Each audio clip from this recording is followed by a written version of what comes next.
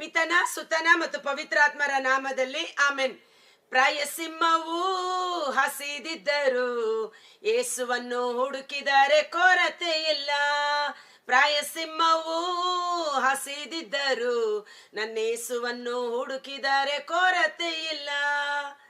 ಪ್ರಭು ಕ್ರಿಸ್ತರಲ್ಲಿ ಆತ್ಮೀಯ ಸಹೋದರ ಸಹೋದರಿಯರೇ, ಈ ದಿನದ ಮುಂಜಾನೆಯ ಜೀವಸ್ವರ ನಮ್ಮೆಲ್ಲರಿಗೂ ಬಹಳ ಅಚ್ಚುಮೆಚ್ಚಿನ ಕೀರ್ತನೆ ಅಂತ ಹೇಳ್ಬೋದು. ಸಣ್ಣ ಮಕ್ಕಳು ಮೊದಲ್ಗೊಂಡು ಇಷ್ಟಪಟ್ಟು ಬಾಯ್ಪಾಠ ಮಾಡಿ ಹೇಳುವಂತ ಕೀರ್ತನೆ 23 ಆಗಿದೆ. ದೇವನು ನನ್ನನ್ನು ಕಾಯುವ ಕುರಿಗಾಹಿ. ಇದರ ಟೈಟಲ್ ಏನು? ದೇವರು ನನ್ನನ್ನು ಕಾಯುವ ಕುರಿಗಾಹಿ, ಒಳ್ಳೆಯ ಕುರುಬ.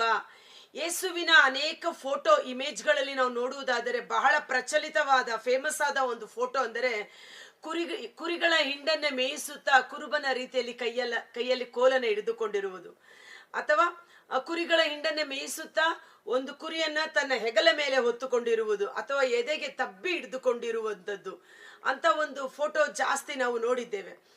ಯೇಸುವನ್ನ ಒಳ್ಳೆಯ ಕುರುಬ ಎಂಬುದಾಗಿ ಬೈಬಲ್ ಹೋಲಿಕೆ ಮಾಡಲಾಗುತ್ತದೆ. ಇಲ್ಲಿ ದಾವಿದರ್ಸ ನನ್ನ ದೇವರು ಒಳ್ಳೆಯ ಕುರುಬ ಎಂದು ಹೇಳುತ್ತಾರೆ. ಯಾಕೆಂದ್ರೆ ದಾವಿದ ಕುರಿ ಮೇಯಿಸುವ ಕುರುಬನಾಗಿದ್ದ. ಅವನು ತನ್ನ ಕುರಿಗಳನ್ನ ಮೇಯಿಸುವಾಗ ಯಾವ ರೀತಿ ಅವುಗಳನ್ನ ಪಾಲನೆ ಮಾಡಿ ಪೋಷಣೆ ಮಾಡಿ ಸಂರಕ್ಷಣೆ ಮಾಡುತ್ತಾನೋ, ಅದೇ ರೀತಿಯಲ್ಲಿ ಸೃಷ್ಟಿಕರ್ತನಾದ ದೇವರು ನಮ್ಮನ್ನು ಮೇಯಿಸಿ ಸಂರಕ್ಷಿಸಿ ಕಾಪಾಡುವವರಾಗಿದ್ದಾರೆ ಎಂದು ತಾನು ಒಬ್ಬ ಕುರುಬನಾದ ಕಾರಣ, ಸಾಮಾನ್ಯ ಕುರುಬನಾದ ನಾನೇ ನನ್ನ ಕುರಿಗಳನ್ನ ಇಷ್ಟರ ಮಟ್ಟಿಗೆ ಕಾಯ್ದು ಕಾಪಾಡುವುದಾದರೆ ದೇವರು ಸಹ ಇನ್ನೆಷ್ಟರ ಮಟ್ಟಿಗೆ ನಮ್ಮನ್ನು ಕಾಯ್ದು ಕಾಪಾಡುವವರಾಗಿದ್ದಾರೆ ಎಂಬುದಾಗಿ. ಅದಕ್ಕಾಗಿ ದೇವರನ್ನ ಯಾರಿಗೆ ಹೋಲಿಕೆ ಮಾಡ್ತಾನೆ? ಕುರುಬ, ಒಳ್ಳೆಯ ಕುರುಬನಿಗಾಗಿ. ಪ್ರಭು ಕುರಿಗಾಹಿಯಾಗಿರಲು ನನಗೆ ಕುಂದು ಕೊರತೆಗಳು ಎಲ್ಲಿಯವು ಎನಗೆ. ನಮಗೋಸ್ಕರ ಒಬ್ಬ ಕುರುಬ ಇರುವಾಗ, ಆ ಕುರುಬ ತನ್ನ ಕುರಿಗಳನ್ನ ಸುಕ್ಷೇಮದ ಹಾದಿಯಲ್ಲಿ ಮುನ್ನಡೆಸುವಾಗ ಅವುಗಳಿಗೆ ಕೊರತೆ ಎಲ್ಲಿ ಬರುತ್ತದೆ?